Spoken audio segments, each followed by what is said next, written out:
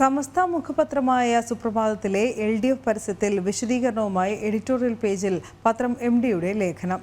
പൊതുമുഖം നൽകി പ്രസിദ്ധീകരിക്കുക എന്ന ഉദ്ദേശത്തോടെയാണ് പരസ്യം നൽകിയത് എന്ന് പറയുന്ന ലേഖനത്തിൽ മുസ്ലിം ലീഗിനെയും ചന്ദ്രികയെയും വിമർശിക്കുന്നുമുണ്ട്. ലീഗും സമസ്തയും തമ്മിലുള്ള ഭിന്നത തെരഞ്ഞെടുപ്പ് കാലത്തെ സജീവ ചർച്ചാ വിഷയങ്ങളിലൊന്നായിരുന്നു. തെരഞ്ഞെടുപ്പ് കഴിഞ്ഞിട്ടും ഭിന്നത അവസാനിക്കുന്നില്ല എന്നാണ് സുപ്രഭാതത്തിലെ ലേഖനത്തിൽ നിന്ന് മനസ്സിലാവുന്നത്.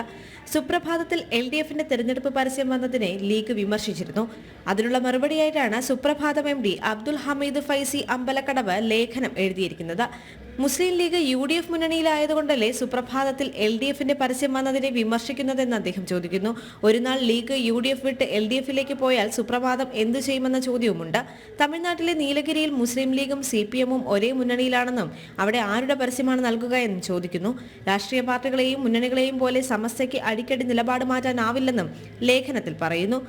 സുപ്രഭാതത്തിനോട് മാത്രം എന്താണ് ഇത്ര അരിശമെന്നും ചിലർ പരസ്യമായി പത്രത്തിനെതിരെ വിഷം തുപ്പുകയാണെന്നും ലേഖനത്തിൽ പരാമർശമുണ്ട്.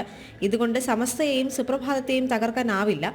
ലീഗിനും സമസ്തയ്ക്കും ഇടയിൽ വിഭാഗീയത വളർത്താൻ സാധിച്ചേക്കും. അത് ആരുടെ താല്പര്യമാണെന്ന് ഓരോരുത്തരും തിരിച്ചറിയണമെന്നും അദ്ദേഹം ആവശ്യപ്പെട്ടു. ജനം, കോഴിക്കോട്.